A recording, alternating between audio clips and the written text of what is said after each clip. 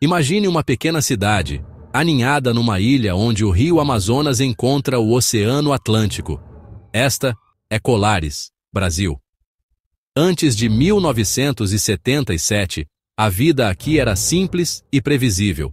Os pescadores lançavam suas redes nas águas escuras e os agricultores trabalhavam a terra sob o sol tropical. As noites eram tranquilas, preenchidas apenas pelos sons da selva e pelo suave bater das ondas na costa. O povo de Colares conhecia seu mundo. Eles entendiam os ritmos das estações, das marés e das estrelas. Suas vidas estavam profundamente conectadas ao mundo natural, um mundo que eles pensavam conhecer completamente. Mas será que essa tranquilidade era apenas a calmaria antes de uma tempestade de proporções cósmicas? Este canto remoto do Brasil era, para todos os efeitos, isolado dos grandes dramas do mundo moderno. As notícias viajavam lentamente, e as preocupações de grandes cidades como Rio de Janeiro ou São Paulo pareciam um mundo à parte. Aqui, a comunidade era tudo. Famílias viviam na ilha por gerações, suas histórias entrelaçadas com o próprio solo sob seus pés. Eles dependiam uns dos outros, compartilhando histórias, comida e as alegrias simples de uma vida vivida longe da agitação. Suas maiores preocupações eram o sucesso da temporada de pesca ou a saúde de suas plantações.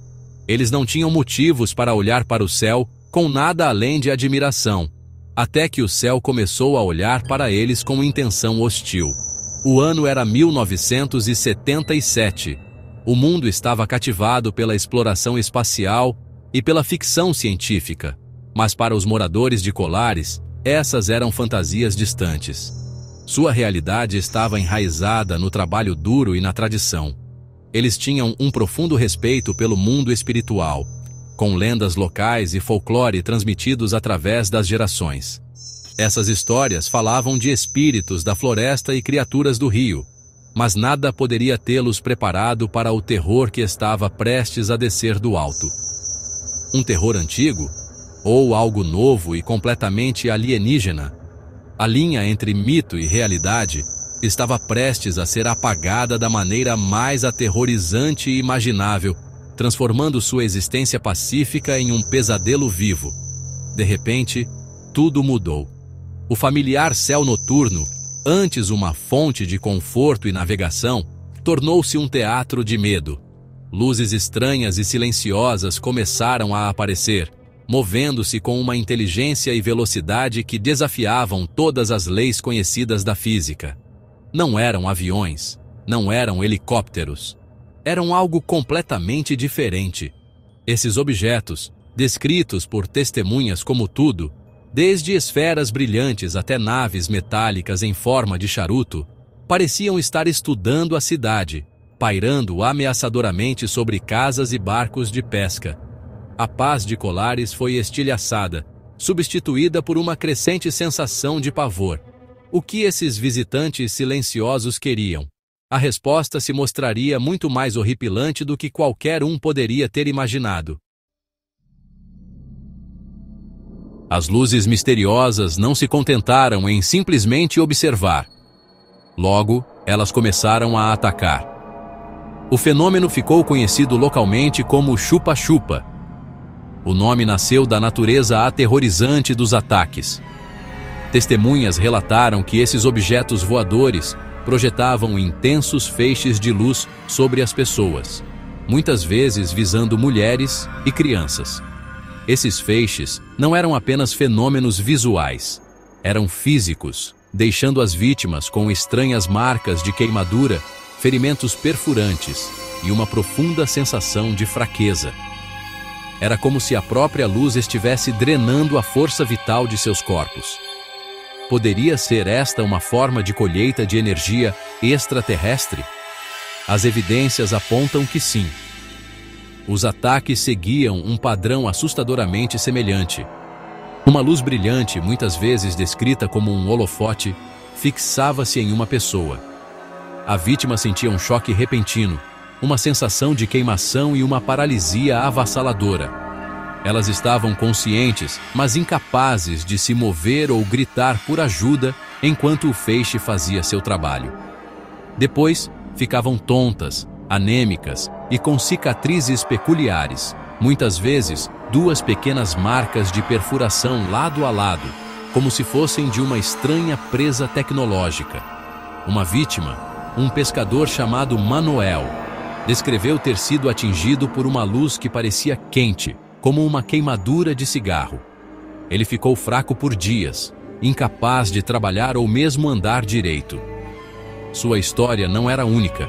Era uma das dezenas que ecoavam pela comunidade em pânico. O terror tornou-se uma rotina noturna. Ao cair da noite, o povo de Colares se amontoava dentro de suas casas, apagando todas as luzes e rezando para o sol nascer. Eles acendiam fogueiras e soltavam fogos de artifício, esperando que o barulho e a luz espantassem o chupa-chupa. Mas as luzes eram destemidas. Elas pairavam silenciosamente, aparentemente não afetadas pelas tentativas desesperadas de repeli-las. O medo era palpável. Era um medo primal de um predador que podia atacar de qualquer lugar, a qualquer hora, com armas que eles não podiam compreender. Isso não era uma história ou uma lenda. Para o povo de Colares, isso era um cerco noturno por um inimigo desconhecido vindo do céu. Os efeitos físicos eram inegáveis, documentados pela única médica da cidade, Velaide Cecim Carvalho. Ela tratou dezenas de pacientes, observando seus sintomas. Media Group, Doctor tending to patient with bandaged burns. Amazonian patients in simple clinic setting she stock, distribute equally. Marcas de queimadura, queda de cabelo, dores de cabeça, tremores e anemia severa. Ela observou que as vítimas pareciam ter sofrido exposição à radiação. A doutora Carvalho, uma mulher de ciência, estava perplexa. Ela não tinha explicação médica para os ferimentos que estava testemunhando.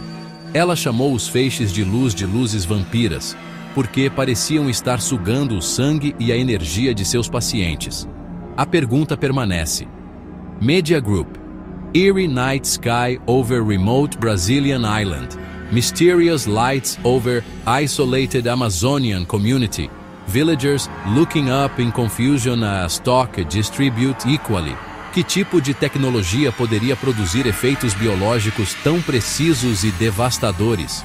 E por que estava sendo usada nos moradores desavisados desta remota ilha brasileira?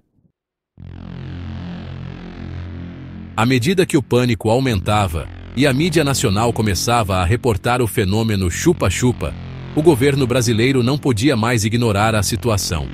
No final de 1977, a Força Aérea Brasileira lançou uma investigação militar ultra-secreta, codinome Operação Prato. Eles enviaram uma equipe, liderada pelo capitão Uirangê Bolívar Soares Nogueira de Holanda Lima, para Colares. A missão deles era clara: documentar os fenômenos, identificar a fonte das luzes e, se possível, fazer contato. Os militares, com seus equipamentos avançados e pessoal treinado, estavam agora no local. As instituições mais poderosas do mundo estavam finalmente levando essa ameaça a sério. A equipe da Operação Prato estava equipada com câmeras, equipamentos de filmagem e instrumentos científicos para medir radiação e campos magnéticos. Por 4 meses, eles patrulharam a região, entrevistando mais de 100 testemunhas e documentando tudo o que viam. O que eles encontraram foi surpreendente. O próprio pessoal militar tornou-se testemunha dos estranhos eventos. Eles filmaram e fotografaram objetos voadores não identificados em várias ocasiões. Seus próprios relatórios oficiais descrevem objetos silenciosos e brilhantemente iluminados movendo-se em velocidades incríveis, fazendo curvas bruscas e impossíveis, e mergulhando na água sem um respingo. Não eram balões meteorológicos ou gás de pântano. Eram naves estruturadas e inteligentemente controladas. As evidências que eles coletaram eram extensas.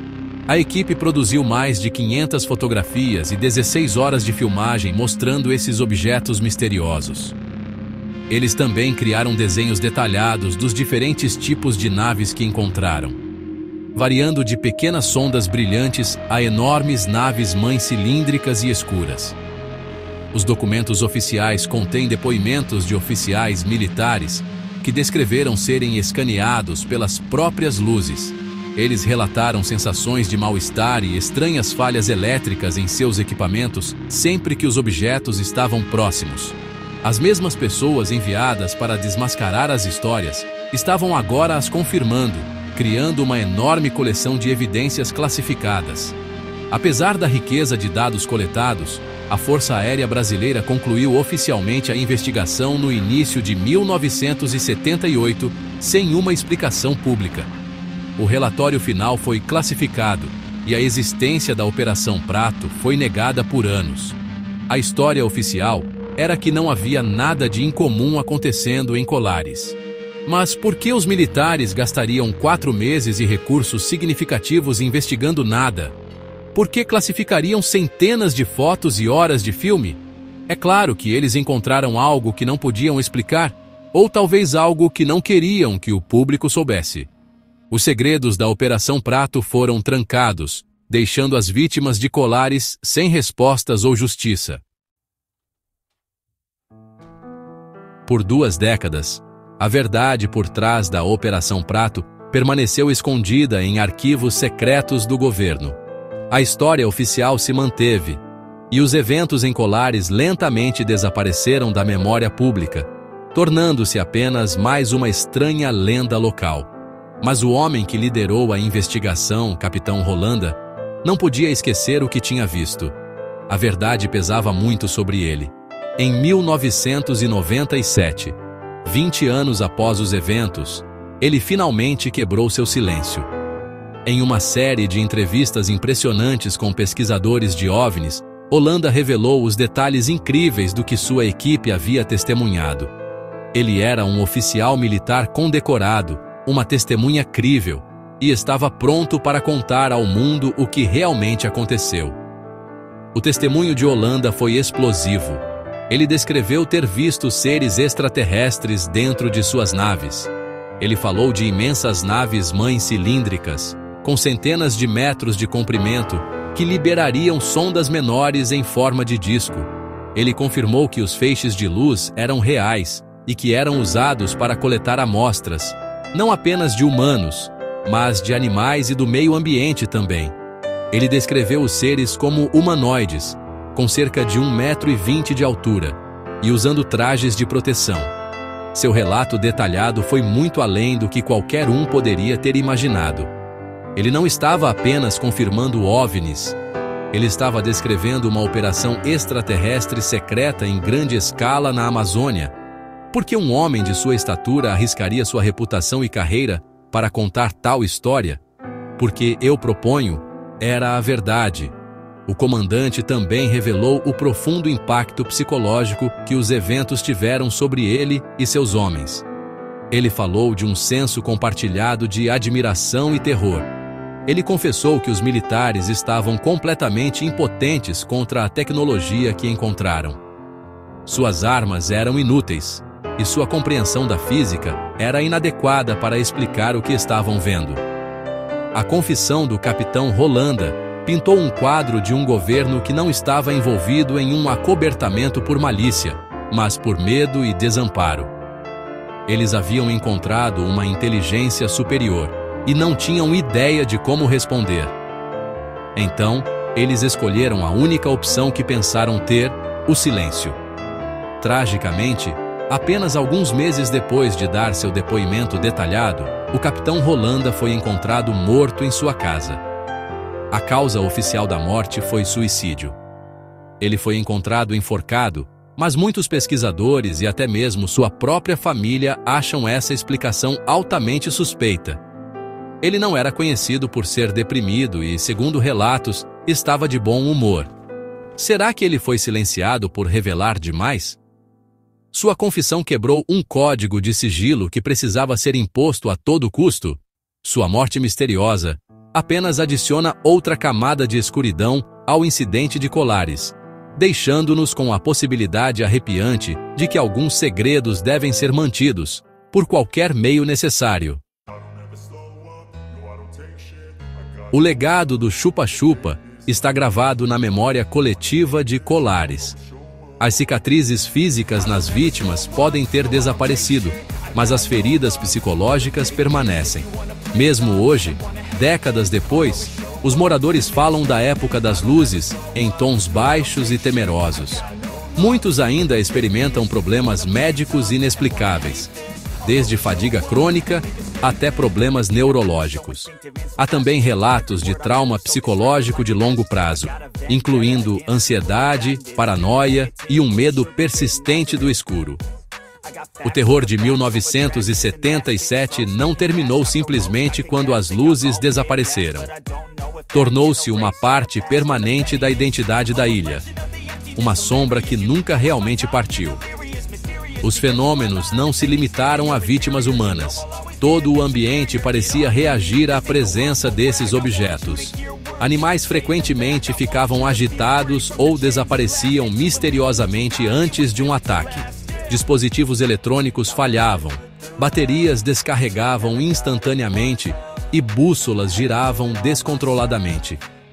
Algumas testemunhas relataram experimentar períodos de tempo perdido ou amnésia, incapazes de recordar várias horas em torno de um encontro. Seriam esses sinais de campos de energia avançados ou sistemas de propulsão que interferem em nossa realidade em um nível fundamental? Acredito que as evidências sugerem que isso não é apenas possível, mas provável. Essas são características clássicas de encontros próximos com tecnologia extraterrestre, relatados em todo o mundo. Isso nos leva às perguntas mais importantes de todas. O que eram esses objetos? Quem os pilotava e o que eles queriam? Por que eles visaram uma pequena e isolada comunidade na Amazônia brasileira? Eles estavam realizando experimentos biológicos? Colhendo material genético? Ou era algo mais? Algo muito além da nossa compreensão atual? O governo brasileiro, apesar de possuir centenas de fotos oficiais e horas de filme, nunca forneceu uma resposta satisfatória. Os arquivos da Operação Prato que foram desclassificados estão fortemente censurados, com as evidências mais cruciais. Os filmes e fotos de perto, ainda faltando. O que eles estão escondendo?